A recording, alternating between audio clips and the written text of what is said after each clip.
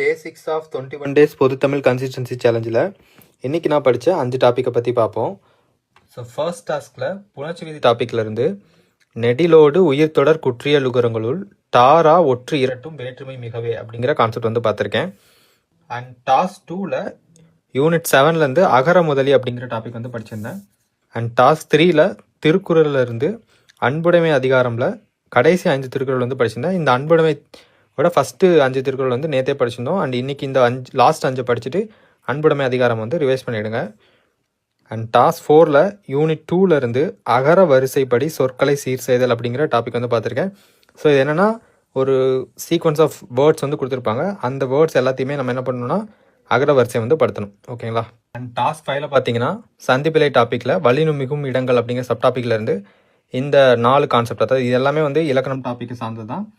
So இந்த 4 concept வந்து சந்திப்பிலையில் இன்றைக்கி படிச்சிருந்தேன். ஸோ இந்த டாஸ்க் 5யும் டாஸ்க் 1 மட்டும் யூடியூப் பார்த்து ரெஃபர் பண்ணி படிச்சுக்கோங்க. Good luck to your challenge. Thank you.